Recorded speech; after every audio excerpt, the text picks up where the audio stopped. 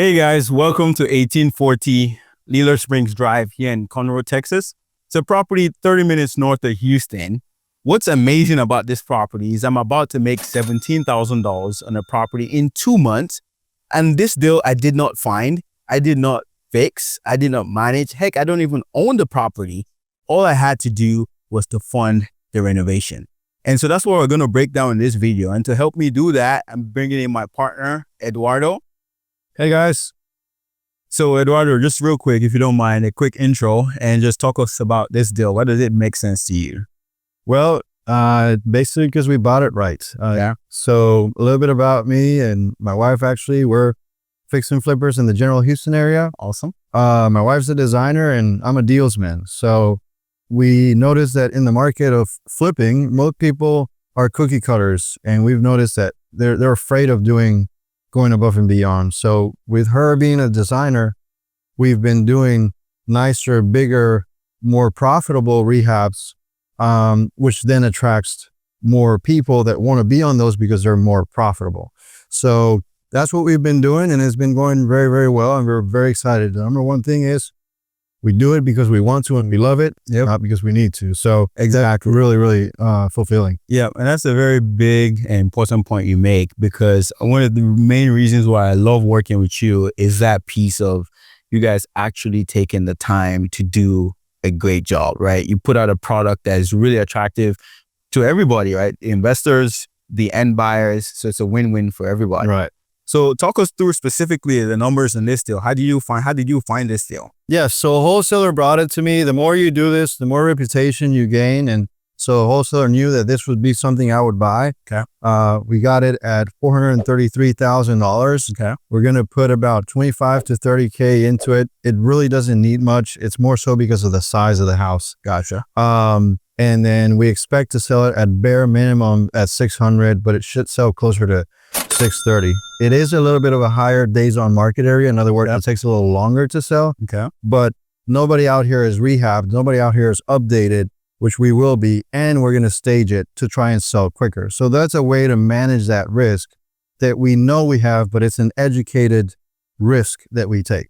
And because we bought it at the price we bought it, worst case scenario, we sell it, we make very little, but we're still good. Yeah. Right. Which I don't think that's going to happen, but you're insulated either way. Yeah. Yeah. And that's an important point, because in investing, you cannot get outside of risk, right? It's all about making calculated risk. Right. So how much is the estimated rehab on this? 25 to 30K. Okay. What we're thinking. So it's a light rehab. Yeah. Yeah. It's, again, the only reason it's that is because of the size. Yep. Right. If it was a smaller house, it'd probably be 15K. Gotcha. Right. It's just more paint, more flooring, more, etc. Right. So that's why. So, the elephant in the room, right? Let's ask that. Let me ask that question, right? I don't own this deal. You own the deal. Yes. I didn't find the deal. You just explained that the wholesaler found the deal and brought it to you. You're going to manage the rehab. Right. Where do I come in? How do I help you? Well, we quickly found out that in order to scale, it's going to require a lot of funds. And while we have funds of our own, you're going to be capped at some point. Yep. So we started learning that it's better to partner with people. And that's when I say, okay, I'll get a deal that I know I can get to the closing table. But in order to free me up to do another one, I'll bring in a capital partner, in this case, yourself. Yep. So now I can go hunt for another one. And I lock that one up that I know I can get it to the closing table. Exactly. But what am I going to do? I'm going to bring it to a day or somebody like a day to do the same, and again and again and again. So it's limitless for me. It's hands-free for him. Absolutely. I mean, it just works. The contractor is happy, has another project, everybody's happy. The seller's happy, got out of a bad situation. And the new end buyer who buys it from us has a beautiful home they've been dreaming of. Exactly. So it just works all. I love situations like this because, like he said, everyone is winning, right? And for me, I'm going to be making $17,000 on this property that I'm not going to do any work on. I'm simply just funding the renovation, right? And that's the beauty of it. Right. So specifically on this, and we're going to go inside and talk about what you plan to do, but you've talked about why you need someone like me for speed and scalability. Right. Why did you decide to go with a private money lender like myself versus going with the banks or a hard money lender? In deals like this, a bank really is not appropriate. The bank wants to inspect your body, your soul, your everything, and there's just no time for that. This house in particular is going on foreclosure, right? We need to close. Either we close or we close. Like there's no other option, all right? So that's out of the question. A hard money lender is helping out on this deal, but there's a gap, right? So they're only going to loan so much, and that's great because it increases your returns and my returns, right? But there's still a gap, and that's where you come in, right? And like I said, I can fund that, but I'd rather free up those funds for the next project because it's not like it's going to take me my whole day to manage this. I can go manage several projects at a time, especially because I have a team behind me. It's not just me doing this. So it's all the time combined. We can handle multiple projects. So does that answer your question? Yeah, absolutely. So instead of basically having one project that you fund fully with yourself, you can manage 10 projects at once. Right. And we all win more that way. Okay. So as a gap funder, I'm accepting a little bit more risk from, do I take that? Okay. So what makes this deal still safe for me? Well, we have a very strong joint venture agreement. It's not a simple one pager. It's been written and vetted by an attorney that I paid a lot of money for. Right. And so it's fully legal. So, and it's a shared risk model too. Like the way it's written, if this goes south, my pocket gets hurt too, even though he's the one initially putting money out of pocket. Once it gets all settled, if there's a loss, I'm taking a big hit. So that's good for him because he's like, well, Eduardo is going to care because of the way it's written. And I do that on purpose, right? Because I just want to show you that I mean business, and I'm just nilly-willy here spending everybody's money. And if it works, it works. If not, like I want to take care of your money because the way the JV is written, it's my money too. Exactly. So I do that by design. So a very important point is Eduardo doesn't need me, right? You just want me on this deal, right? Because it helps you amplify your business. And that's very key in lending. So what he talked about is a JV agreement that we have. So it's shared risk, shared reward. So I'm an equity partner coming in on this deal. And I don't do this normally for, when I lend. I would usually lend with a security. So I'll lend in first position, have a promissory note, maybe a personal guarantee, sometimes even a deed in lieu of foreclosure. As much security I can have in a deal, I'm going to get. But with partnering with Eduardo, it's a little bit different because I understand the model that he has. He has very unique strategic business advantage with the design and finishes that he does. Even with the model, with the contractors and the people that come, everyone has skin in the game. So everyone is incentivized for a big payday on the back end. So let's go inside and talk about, what the scope of this project is going to be like. And then we can pick his brain on a little bit of how he decides what is essential and what is an optional upgrade.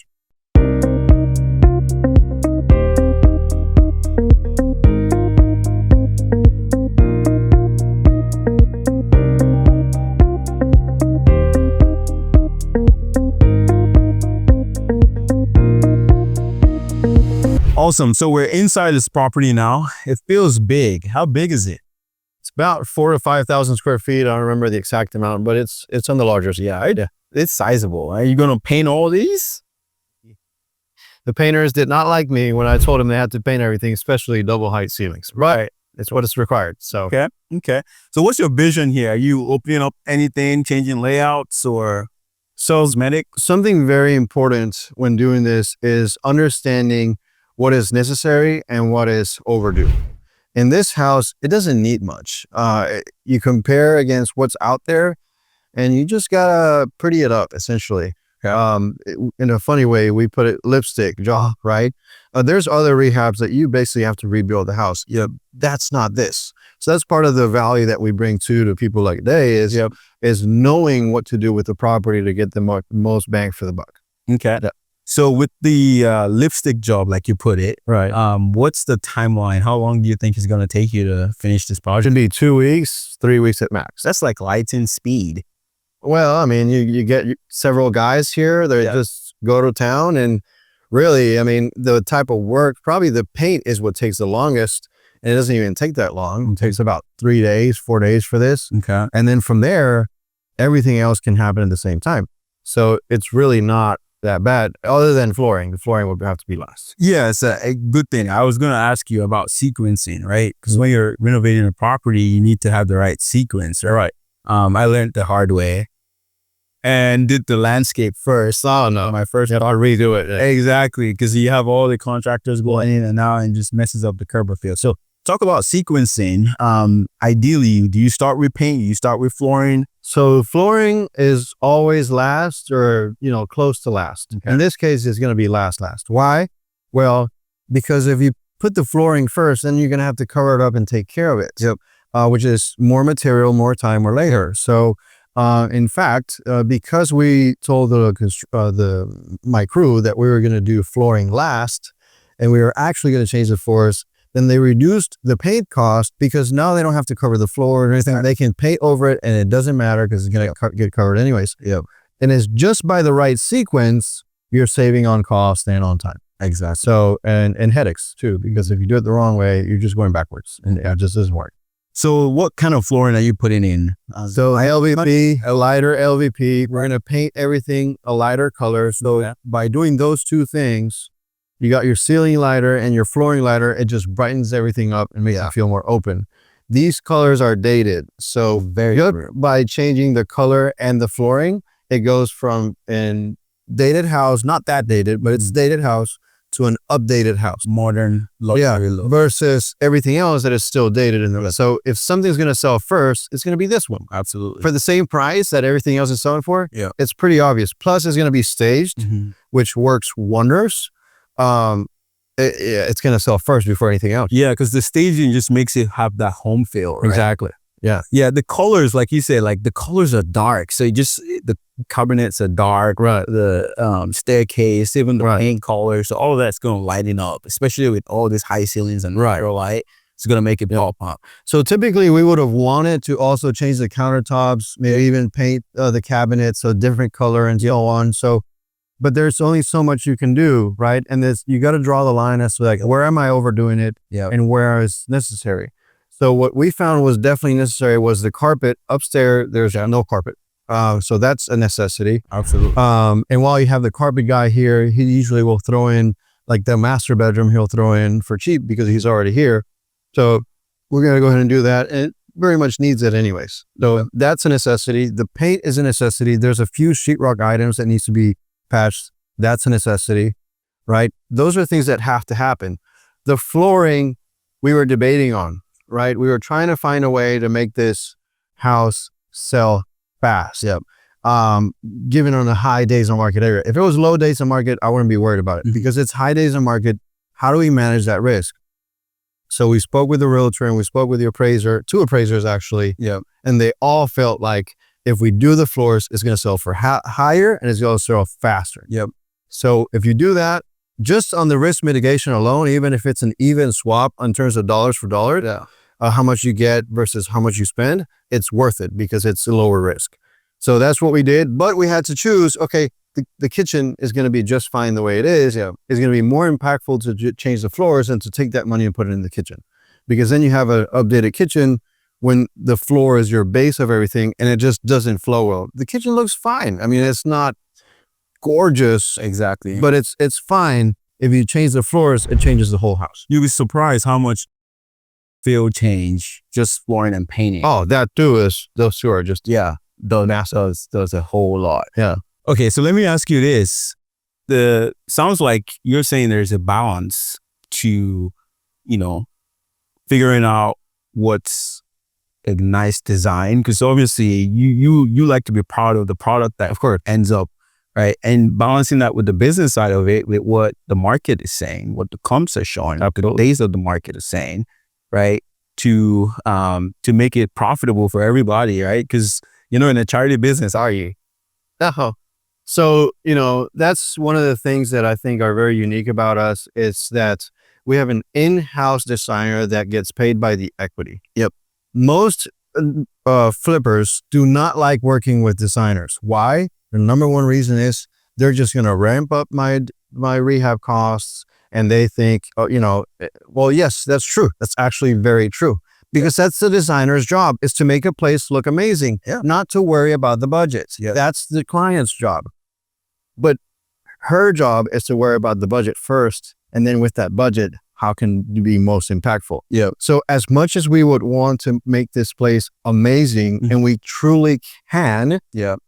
what's the point at the end of the day? Why did we take the risk? Why did we do all this work if it's not going to pay off in the end? So it's during our usually when we're under a contract, and if we have an option period, that's where we really want to do that. Is study the market, study and see what the market wants. What are they demanding? What is, when the buyer walks in this door, what are they truly looking for? Yeah. Right? We've had some homes that we have to absolutely Everything. just make it immaculate. And we've had some homes that we just have to lipstick, like this one. It's, the buyer here is here for location and for size. Yeah. And they want a nice place to live in, which is what we're going to give them. But we don't have to give them, something ultra luxurious like somebody in River Oaks would want. Absolutely. Right? It's a different buyer. So you study that buyer and you give them what they want. Yeah. So you kind of have to cater to your buyer avatar. Right. Exactly. Understand what why, like you said, a person that's coming to this area is looking for size, is looking for the ambience, the scenery and stuff. And they're not necessarily looking for, prim, like high luxury and stuff. So yeah, you manage that expectation and you give them what they want, and it's a win-win for everybody. I'm sure we can make this place amazing and it will sell faster than ever before, but it won't sell for more. Right. Right. So it's, what's that fine line? Okay. And it's kind of tough to figure out that fine line, especially that last mile or that last centimeter of like, oh, do I change the floors or not? Like everything else we agree on, but that it's hard to find that, but we do our best to that, and we feel like we've been successful at it. Awesome. Well, let's walk around a bit and see other areas. Are you changing any of the hardware? Any of the hardware? Not on this one. We typically would. Okay. But again, that buyer is not looking for nicer hardware. This is just fine. So there's a half bath here. Yeah. And this is the Just an office. Okay. Yeah. It's nice, especially in today's age where everyone works from home. Exactly. So having a place where they could make an office pretty nice. Yeah, pretty nice. Yeah. That's the master over there. Yeah. Okay. And then upstairs, you said the carpet was It's pretty bad. Are you changing the stairwell carpet? The stairwell carpet, all the carpet's being changed. Okay. All the carpet, but the staircase itself, there's some minor repairs. So the carpet Carpet's being all changed. all changed? Yeah, there's some minor repairs. They had dogs. Oh yeah. So, I guess puppies, and they would just eat at it. So we have to fix that. And here's another thing that you have to come across. It's like, all right, what does the market want? Do they want all new stairs? Yeah. Or do they want something fixed? Obviously, something fixed is not going to look as good as all new. Yeah. Well, obviously, it's going to cost a whole lot more to do all new. So on this one, we're just going to fix. Again, they're here for the size and they're here for the location. As long as it looks decent, it's not like in your face. Yeah, it'll work just fine. So those are the small decisions that we have to make. Awesome. Well, it's great to hear that there's all this, it's not just about coming in with a contractor crew and slapping stuff that you flip. There's an art to flipping, right? Yeah. And this is the reason why, I've flipped a couple homes myself, but you need to have the right team. Absolutely. To be able to do it at scale, right? And it's a whole lot more resources you need to pull together and leverage. You talked about an in-house designer, you talk about your contractors, especially if you're running multiple projects, you need different crews, right? You have to have a realtor that understands the market, right? And can give you so specifics, details of the neighborhood, what their avatar is looking for, so you can come in and build a product that matches to that. So the realtor I use for this house is not the same realtor I used for the south of Houston and so on. So, because they need that market knowledge. Right. It's very critical. Right. Absolutely. Okay. So all the subflooring is here is just going to be put on carpet. Okay. Yeah. So you can see why they're deciding to sell to somebody like us, because in an area where it's already hard to sell, they know this is just not going to sell. Sometimes they're going to get out quick because they're foreclosure. So sometimes I wonder how people, what happened here? Did they just rip it out? Maybe they wanted to do the upgrades and the story they tell us is that they have 5 kids, which is why they wanted a big house like this. And those kids are just ruthless. They really are. I mean, if you see some of the stuff they did, Wow. they mark on the wall, they took off some paint. I mean, it's pretty. Yeah. It's pretty bad what they do, over here. Yeah. There's another room where they were, I don't know, playing who knows what. It's over here. And they decided that they were going to take a pencil, take off the eraser, and just start stabbing the wall. And then they realized what they did. And in order to hide it, they painted the wall white. Like not even the whole wall, just that area. Just made it worse. So It's amazing. They're a headache. yeah. And unfortunately, the owner of this place just doesn't have the funds to fix it all. That's why they're in foreclosure. And, he just has to get out. So we're going to help him out of that situation. Absolutely. So helping it out, making a win-win scenario come out of the whole thing. That's what being in this business is about. It's making profits, but it's also a people business. Absolutely. At the end of the day. So The house is just the product. What we really are doing is solving problems. exactly. Problem solving. The value, how much you make is a dependent factor to how much value you're providing. So Right. awesome. Well, Eduardo, so what's next after this project? More and more projects. Right before this, I made an offer on another one. Awesome. We're growing our team. We're getting a project manager. We're getting a head of finance, so we can handle all the money going in and out. The sky's the limit. We really feel extremely confident what we're doing. Yeah, so far it's working extremely well. Awesome. Well, I guess I gotta go make some more money so I can fund more of your deals, right? Yeah, let's do More part. Awesome. Well, there you have it, guys. So this is a property here in Conroe, like we talked about. So again, a property that I didn't have to find, I didn't have to fix, no manage, nor own the property. I don't own this property, but I'm going to make $17,000 simply by funding the renovation. So if this is something that you're interested in, give us a like, give us a follow. We're going to be talking more about this and doing more of this deal breakdowns in the future. Thank you, guys. All right. Thank you.